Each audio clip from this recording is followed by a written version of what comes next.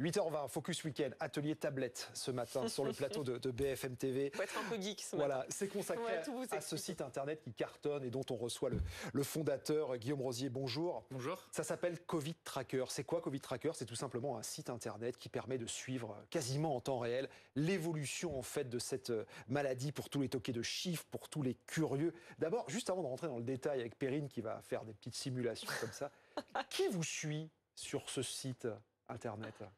Beaucoup de citoyens qui veulent suivre l'évolution de l'épidémie, qui veulent voir dans quelle région, dans quel département l'épidémie progresse le plus vite, qui veulent voir aussi si l'épidémie progresse ou régresse, à quelle vitesse, et puis dans quelle tranche d'âge.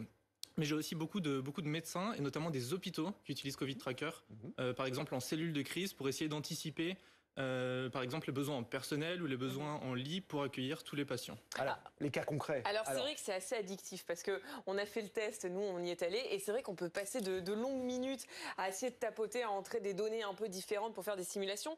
Il y a deux choses, il y a deux calculateurs qui sont intéressants. Le premier c'est le calculateur de la durée du confinement et le deuxième c'est le calculateur du risque. Alors d'abord on va faire la durée du confinement. Je vais le faire en direct et vous allez expliquer ce que je suis en train de faire en même temps. Donc moi là je tape calculateur de déconfinement et là on va me demander de renseigner le taux de reproduction, le fameux R, donc c'est le taux d'incidence pour 100 000 personnes. Le taux de reproduction, il est calculé à partir du nombre de cas, donc à partir du taux d'incidence, mais c'est pas directement le taux d'incidence.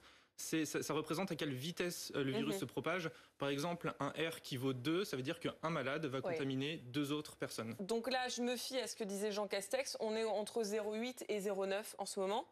Je viens mettre 0,9 exactement. Donc sur la courbe. On choisit le taux de reproduction pour chaque semaine et ensuite le calculateur va estimer le nombre de cas qui seront donc le nombre de personnes qui seront contaminées dans les prochaines semaines et donc pour estimer la date à laquelle on pourrait atteindre l'objectif d'Emmanuel Macron. Qui est de 5000 cas par jour. Alors, verdict, durée du confinement avec le R09 qu'on a en ce moment pour atteindre les 5000 cas, on est à 8 semaines, donc on est déconfiné le 25 décembre. Bon, on peut s'arranger quand même quelques jours avant pour les vacances, non?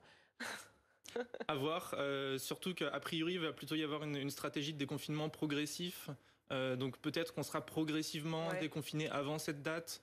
Et donc on atteindra les 5000 cas peut-être encore un peu plus tard. Christophe Rapp, d'un point de vue strictement médical, c'est le genre d'outil qui peut aider, qui peut affiner justement votre travail dans les hôpitaux? Oui, alors tous ces calculateurs, toutes ces modélisations sont très utiles pour anticiper les besoins personnels, les déprogrammations éventuelles ou les reprogrammations.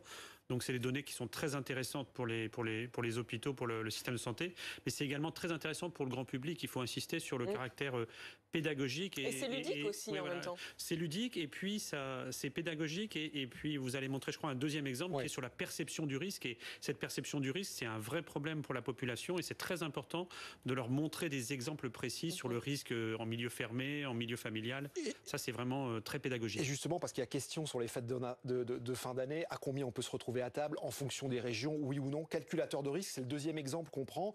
Donc on tape toujours sur votre site Covid Tracker. On choisit un département. Si vous êtes avec moi, j'essaye de m'en sortir. Par exemple, je passe mon réveillon dans les Alpes de Haute-Provence. Il me donne un taux d'incidence mesuré directement rentré dans la machine de 208. Et on est combien à table? On est pas 100 évidemment.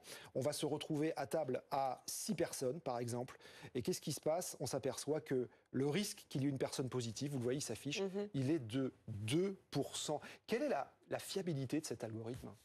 Alors, cet algorithme, il se repose directement sur l'activité virologique du département et ensuite sur des formules mathématiques qui sont très fiables. C'est des lois très connues.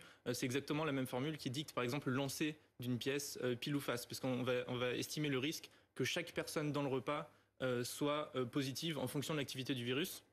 Et je voudrais dire comment interpréter ce chiffre de 2%, parce que des fois c'est un peu compliqué de l'interpréter. Moi j'aime bien dire que c'est comme si on observait 100 repas, donc par exemple 100 repas de 6 personnes dans les Alpes-Maritimes, et dans ces 100 repas, il va y en avoir 2 où il y aura une personne positive qui pourra peut-être contaminer toutes les autres personnes du repas. C'est comme ça qu'il faut lire le pourcentage qui est annoncé. Et ce qui est assez intéressant, c'est que là on a fait le test avec 6 personnes, et très vite, alors si je mets un réveillon à 20 personnes, ça monte en flèche. On va voir ce que ça donne.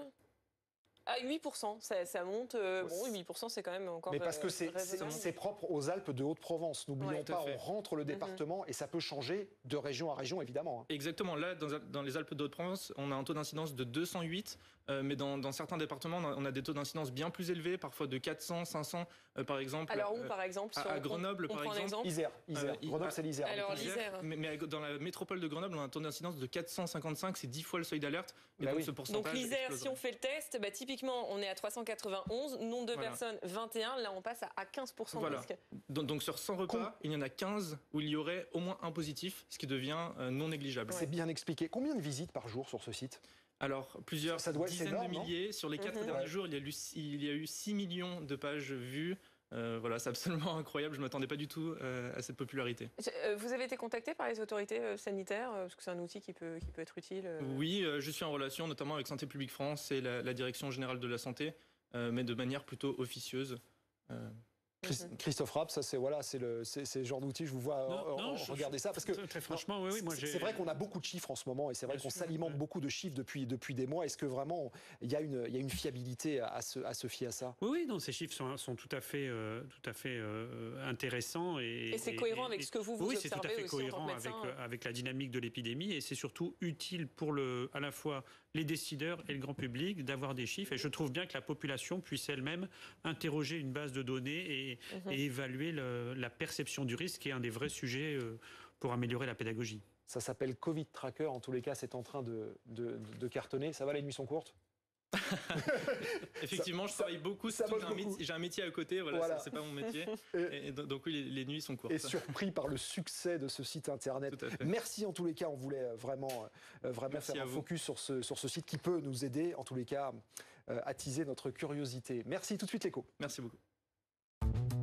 Branchez-vous au meilleur de l'actualité devant votre programme.